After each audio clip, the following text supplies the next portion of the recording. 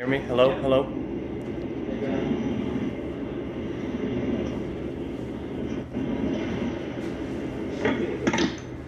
Hey, John. Hello. How are you, sir? Good. Yeah, Good that was fantastic. afternoon, I'll say, right? God, that Yeah. took a long time for 9 holes. Those last two. Okay, we'll get started with Jon Rahm. I'd like to welcome him into our virtual interview room. John making his sixth start at the Waste Management Phoenix Open, and you've never finished worse than T16 at this event. And I know it's very important to you on your schedule. Just talk a little bit about what it is that you love about this tournament.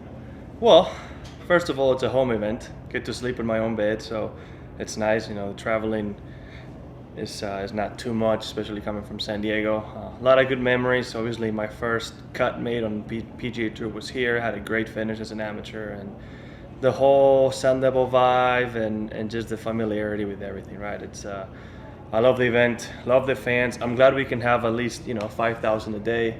Makes a big difference out there, and even today, right? It's just good to see all the smiling faces of the kids, the fans. It was really fun out there. So looking forward to it. Hopefully, I've been able to have a lot of good rounds out here. Hopefully, I can put a good weekend together and get that first win.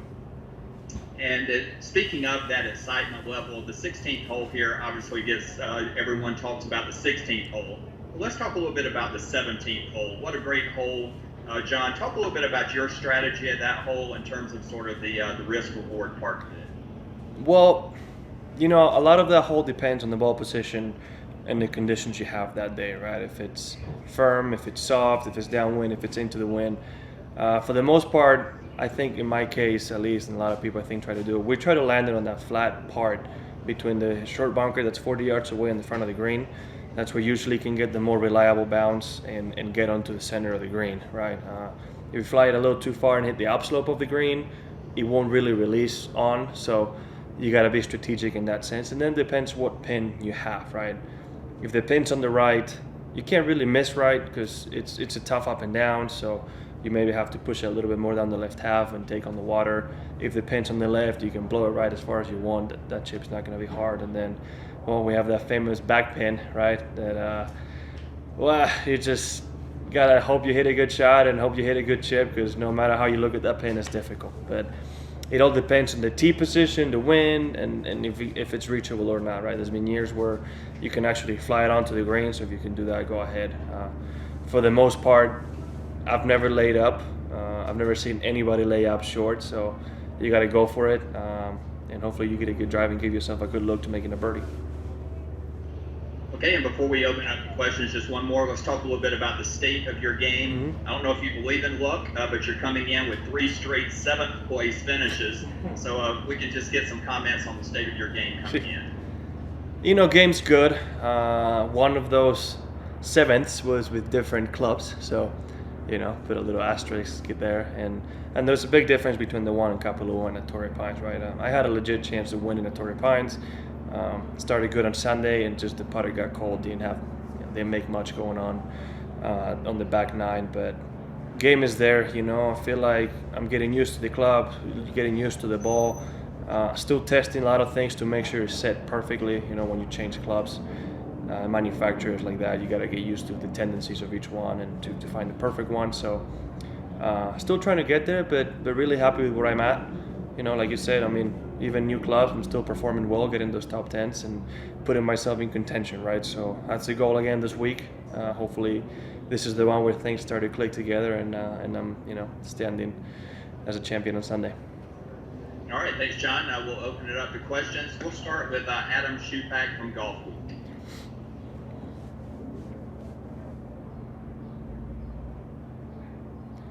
Unmute, buddy. Muted. There we go. How about now? There we go.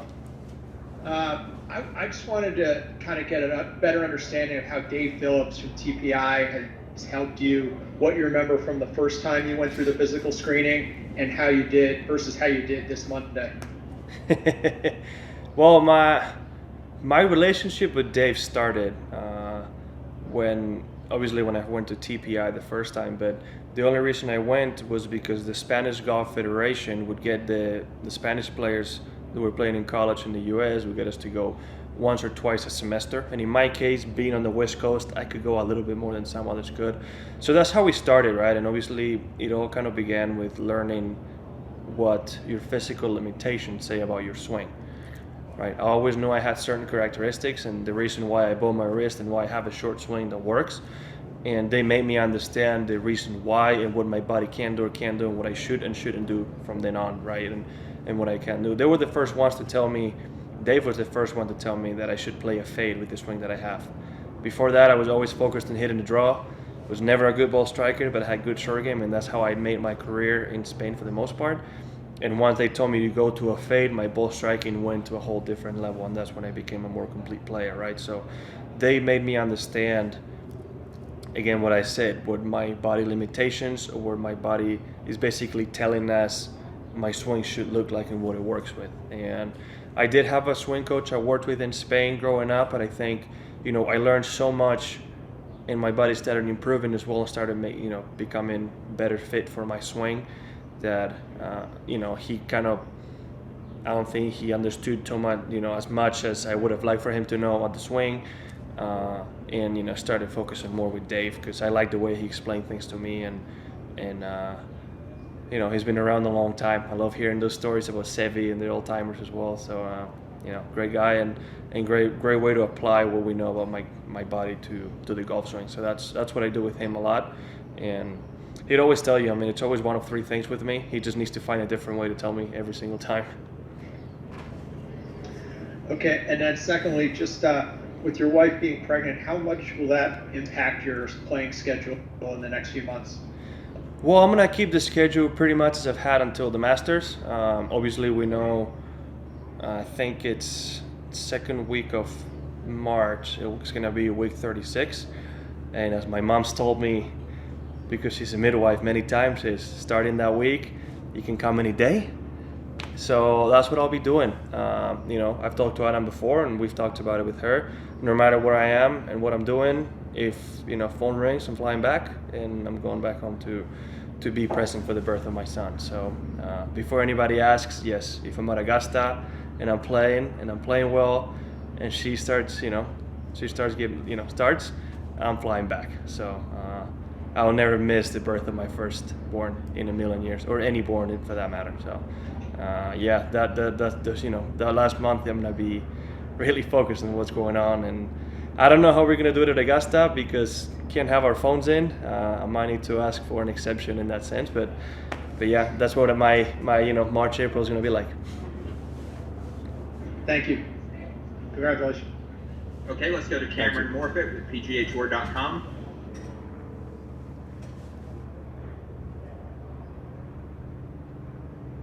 I think he's muted as well. I don't see it though, but I can't hear him. Cameron, you're on mute. He doesn't have the mute thing though.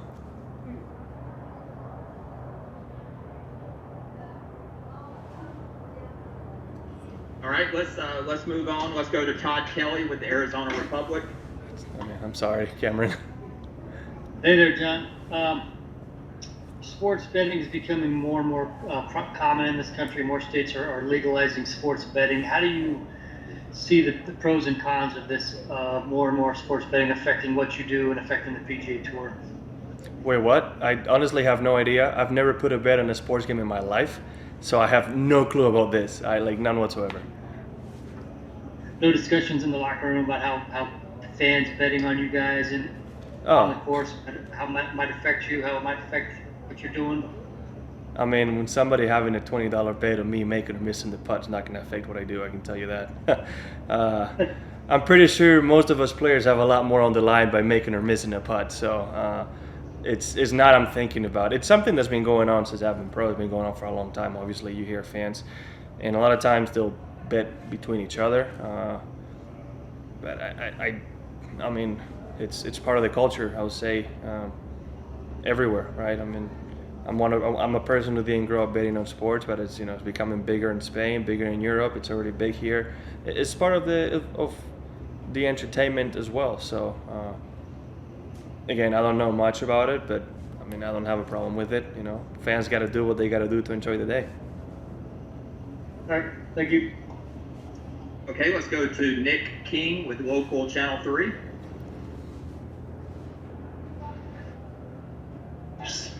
Okay, John, I know it was just a Pro-Am day, but did you get a sense of how things will be a little bit different this year at this tournament? Obviously, a lot fewer people. Well, you get a sense, but after having nobody for so long on the golf course, this 5,000 feel like a lot. I'm gonna tell you that right now. I really, and they're being, they're making you can feel their presence. They're making themselves felt. They're a little bit more active. They want to be part of it because they've missed it as well, right? Haven't been able to be a part of anything for so long that it's nice to see the enthusiasm everybody has. So it's different, right? Especially when you're on the last few holes. Like even 10 usually is a complete amphitheater. 16 obviously is different. 17 and 18 are different. And sometimes the look, right? I mean, one of the things I've talked with a lot of pros, when you don't have all these grandstands around the greens and all the people, sometimes the greens look smaller, or you see things you couldn't see before. Just the overall look of the golf course is different. But like on 18, I didn't know there was grass left of the bunker because usually it's the stands and people. So it's really, the look is different, the feel is the same, and again, we're lucky enough that we're having fans this week, so the atmosphere in a much more smaller measure is still going to be pretty fun.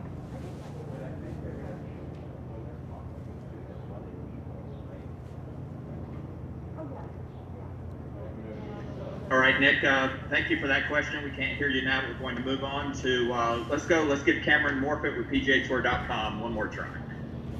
Come on, Cameron.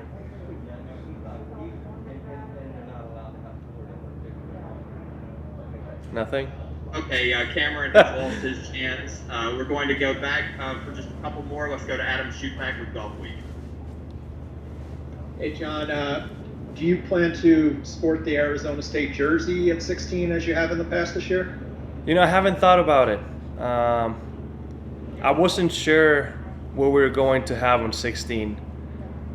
What type of amphitheater we were going to have. And at one point, it did look like maybe we were going to have no fans at all. So I haven't thought about anything. I don't have anything in mind right now. But, I think at this point, a lot of them know that I'm an ASU player and I still get that support. But I'll bring it back. I haven't thought about anything this year, I can say that.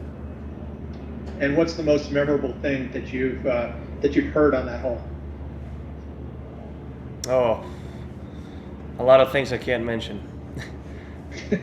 But I must say, the crowd we miss, usually about 50 yards off the tee to the left in that little area, I think there's people from Minnesota. They're always dressed in Viking gear, and they do their research on players because they have chants about me, my caddy, friends, things we've done in the past, college teammates, and just fun things from your life that they know.